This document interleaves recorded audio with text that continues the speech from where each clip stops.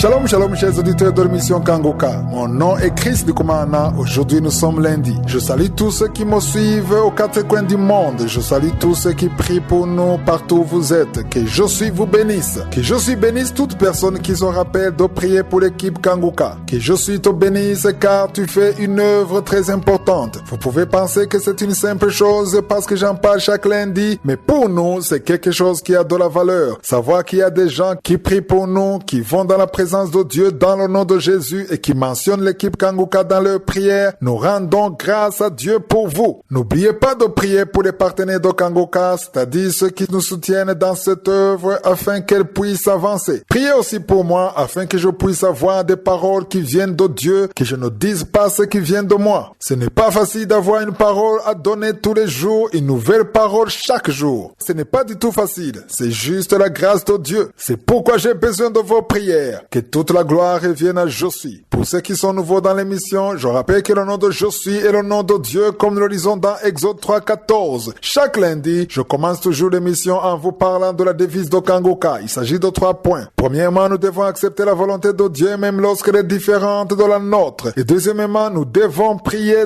tous les jours. Troisièmement, nous ne devons pas nous lamenter, mais nous devons rendre grâce à Dieu en toutes choses. Aujourd'hui, je vais parler sur le deuxième point, c'est-à-dire prier tous les jours. Prier tous les jours, ce n'est pas du tout facile. Si je te demande de prier aujourd'hui, tu peux le faire. Mais ça dépend de ce que tu vis et comment tu te sens maintenant. Lorsqu'on se sent bien et qu'on n'a aucun problème, ce n'est pas vraiment facile. Lorsque tu as des problèmes, tu peux prier parce que tu veux que Dieu résolve ton problème. Mais lorsque tu as des problèmes qui ne se trouvent pas de solution, c'est-à-dire tu as prié mais rien n'a changé, souvent tu es découragé et tu n'as plus envie de prier. Aujourd'hui, je veux encourager toutes les personnes qui ont prié, qui ont jeûné à cause d'un problème mais qui n'ont vu aucun changement. Tu peux prier et tu as l'impression que rien ne change, tu n'as même pas de songe, rien ne prouve que Dieu t'entend. J'aimerais te dire que si tu pries en esprit et en vérité, ça veut dire que tu es en train de prier une prière inspirée par le Saint-Esprit dans la vérité. Dans le nom de Jésus, sache que ta prière est entendue. Si bien sûr tu ne te lamentes pas, si tu t'adresses à Dieu en lui parlant de sa grandeur, de la foi que tu as en lui, ne sois plus découragé. J'aimerais te demander de continuer la prière. Persévère, ne cesse pas de prier. Il y a de l'espoir dans la prière. Je veux que vous tous, vous compreniez que dans la prière, il y a l'espoir. Le verset que je veux qu'on lise aujourd'hui pour vous encourager, c'est un verset qui se trouve dans Romains 12, verset 12. Ce verset dit, « Réjouissez-vous en espérance,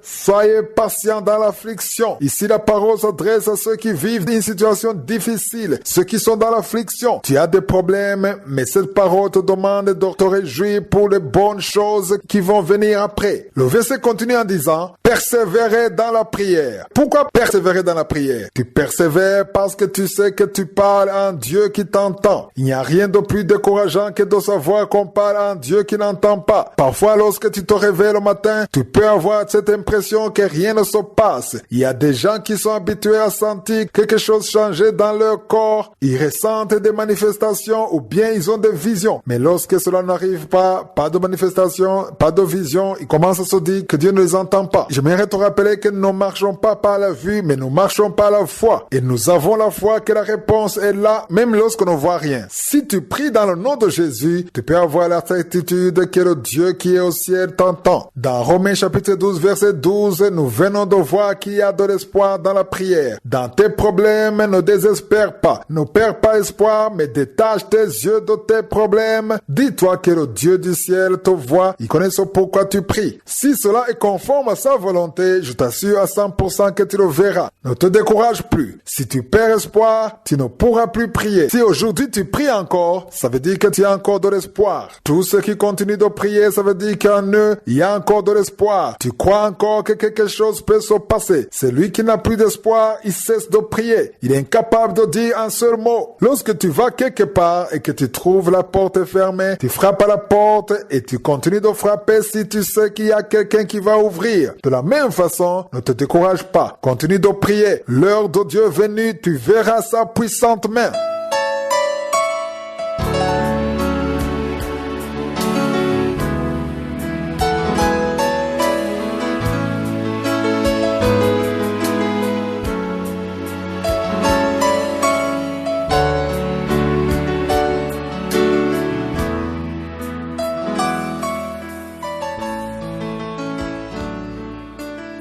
sommes dans la deuxième partie. Nous continuons l'étude de la lettre de Paul aux Corinthiens. J'espère que vous avez lu le 8e chapitre dans 2 Corinthiens. Dans tout le chapitre 8, Paul parle du soutien à l'œuvre de Dieu. Il en parle d'une façon différente de ce que nous entendons d'habitude. Souvent, on enseigne aux gens de donner, on le dit surtout à ceux qui ont les moyens. Il y a des gens qui pensent que pour soutenir l'œuvre de Dieu, il faut avoir beaucoup de moyens ou beaucoup d'argent. Je vais vous montrer dans ce chapitre 8 que Paul nous montre des gens qui ont donné alors qu'ils étaient pauvres. Ils ont donné malgré leur pauvreté. Il commence en disant: nous vous faisons connaître, frères, la grâce de Dieu qui s'est manifestée dans les églises de la Macédoine. Voyez la situation de ces églises, il le dit au verset 2. Il dit: au milieu de beaucoup de tribulations qui les ont éprouvées, leur joie débordante et leur pauvreté profonde ont produit avec abondance de riches libéralités de leur part. Qu'est-ce qui les a poussés à donner? La persécution et la pauvreté. Il est difficile de comprendre que la pauvreté peut pousser quelqu'un à donner. Cependant, même dans leur pauvreté, ils ont donné. Beaucoup de gens pensent qu'on donne parce qu'on a les moyens,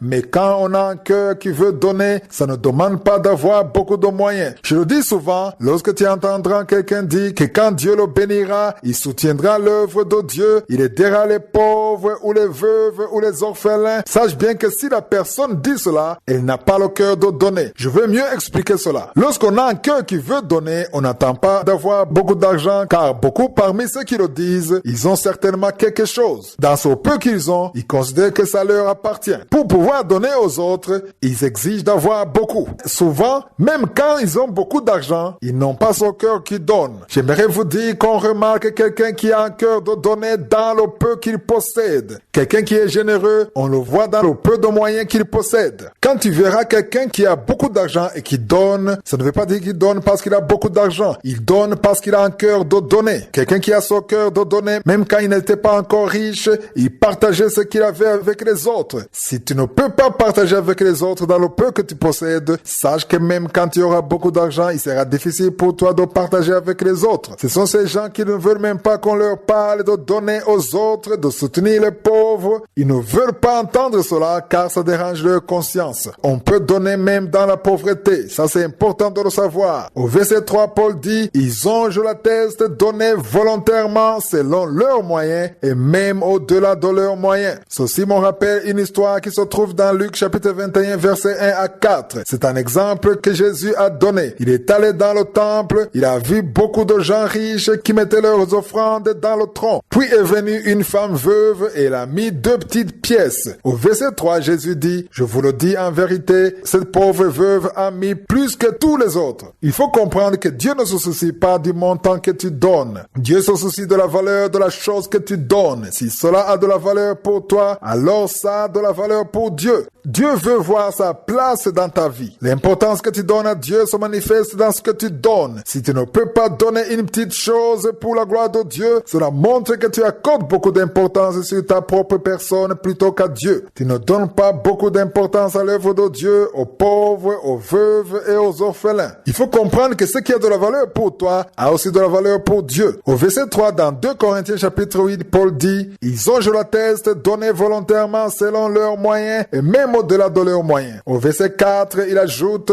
nous demandons avec de grandes instances la grâce de prendre part à l'assistance destinée aux saints. Ici, il parle des pauvres qui insistaient. Ils insistaient auprès des apôtres, c'est-à-dire Paul et les autres, pour pouvoir faire quelque chose dans l'œuvre de Dieu. Ici, je peux comprendre, même si ce n'est pas écrit, je peux comprendre que Paul et ceux qui étaient avec lui avaient refusé de recevoir leurs dons parce qu'ils considéraient qu'ils étaient pauvres. Mais même s'ils étaient pauvres, ils ont insisté afin qu'ils puissent faire quelque chose. Ils voulaient absolument donner quelque chose. Si je suis le vœu, dans qu'en cas de domaine, je vais continuer à en parler. Je vous souhaite tous une excellente journée. Que Jésus vous bénisse.